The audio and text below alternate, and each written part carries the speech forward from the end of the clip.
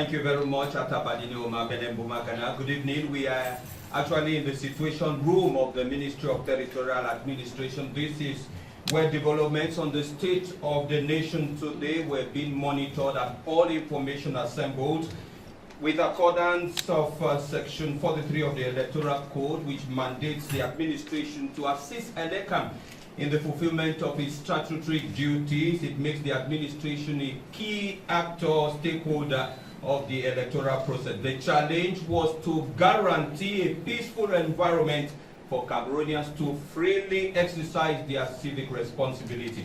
With the polls now over since more than 90 minutes, how well is the state of the nation? All of this will be summarized in a declaration that will be made by the Minister of Territorial Administration. Paul Atanganji is before an overwhelming number of journalists from the national and international media. Good evening, Mr. Minister. You have the floor. Mesdames et messieurs les journalistes, les Camerounais se sont rendus dans les différents bureaux de vote à travers le pays pour élire le président de la République ce dimanche 12 octobre 2025. À l'application stricte du décret du chef de l'État du 11 juillet 2025 portant convocation du corps électoral, les bureaux de vote ont ouvert leurs portes ce dimanche à 8 h et les ont fermés à 18 h. Les premiers rapports des autorités administratives transmis au ministre de l'administration territoriale en sa qualité d'agent du gouvernement dans le processus électoral font état d'un scrutin présidentiel qui s'est déroulé sur l'étendue du territoire national sans incident majeur, tout comme la campagne électorale qui s'est achevée hier à minuit sans incident, en dépit des écarts de langage de certains candidats. Conformément aux autres instructions du chef de l'État, son Excellence M.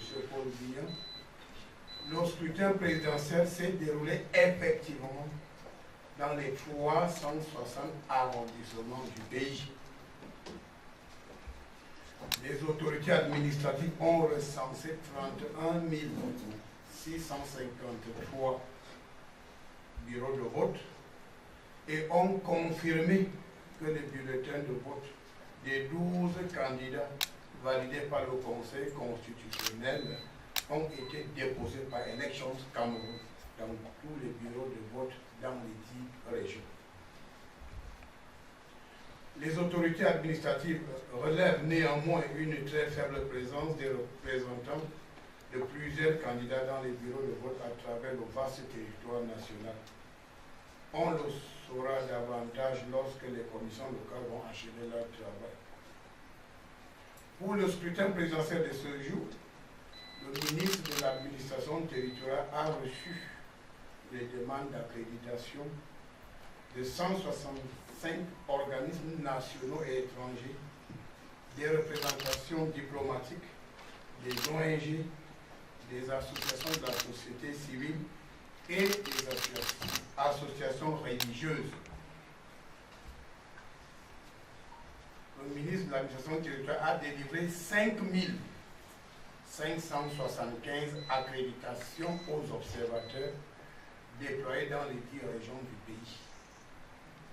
Ils vont travailler librement dans le strict respect de nos lois. Jusqu'à hier soir, au moment de la fin officielle de la campagne électorale, les autorités administratives ont présenté au MINAT des indices concordants faisant état des tentatives par certains candidats de publier les résultats du scrutin présidentiel en utilisant des plateformes et des applications illégales qui ne sont pas prévues par les textes en vigueur. Je profite de l'occasion pour réitérer ma mise en garde à ceux des candidats qui seraient tentés par cette activité criminelle d'y mettre un terme avant qu'il ne soit tard. Car c'est c'est la ligne rouge à ne pas franchir. Je rappelle à tous les candidats qui participent à l'élection présidentielle qu'ils ont tous signé un code de bonne conduite initié par Elections Cameroun qui les oblige tous à respecter l'ensemble du processus électoral et les lois de la République. L'administration passera à l'offensive pour mettre un terme à cette imposture qui consiste à fabriquer de faux résultats des élections et les rendre publics à travers des plateformes illégales. Les contrevenants, quel que soit leur statut politique ou rang social, feront face à la rigueur de la loi sans la moindre complaisance. Comme il est de coutume, il y aura inévitablement des récriminations, des observations que les candidats vont relever à l'issue du scrutin présidentiel. Mais la position de l'administration reste constante. Les candidats doivent utiliser les voies de recours légales pour déposer leurs plaintes, leurs observations et leurs récriminations le moment venu. C'est cela la voie de la sagesse. C'est cela la maturité politique. C'est cela le sens de la responsabilité. Le chef de l'État, son Excellence Paul Biya, avait donné des instructions fermes pour un scrutin présidentiel bien organisé, crédible et apaisé, dans un environnement sécurisé. Au soir du 12 octobre 2025, j'ai pu assurer à la communauté nationale et internationale que le scrutin présidentiel s'est déroulé dans les 10 régions sans incident majeur. Globalement, l'élection a été bien organisée, et je dis bien sans incident. Dès aujourd'hui, la récréation est donc terminée. Seules les instances chargées de la centralisation et du recensement des votes prendront le relais. Il s'agit des commissions départementales de supervision de vote, puis la commission nationale de recensement général des votes, qui ont tous un délai de travail bien connu. Par la suite, le Conseil constitutionnel prendra le relais jusqu'à la proclamation officielle des résultats du scrutin présidentiel. Aucune autre démarche en dehors de ce cadre légal ne doit exister ou prospérer.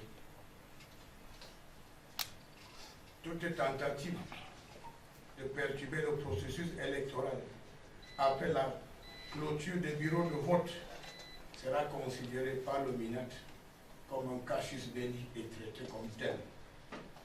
Je terminerai mon propos par cette mise en garde du chef d'État, son Excellence Paul Biya, au candidat Beureux lors de l'élection présidentielle de 1992, quand il disait, je cite, « Il ne faut pas jouer avec le Cameroun ». Plus que jamais, la mise en garde du chef de l'État, son Excellence Paul Biya, en 1992, reste d'actualité. Les contrevenants n'ont qu'à bien se tenir, car force restera à la loi.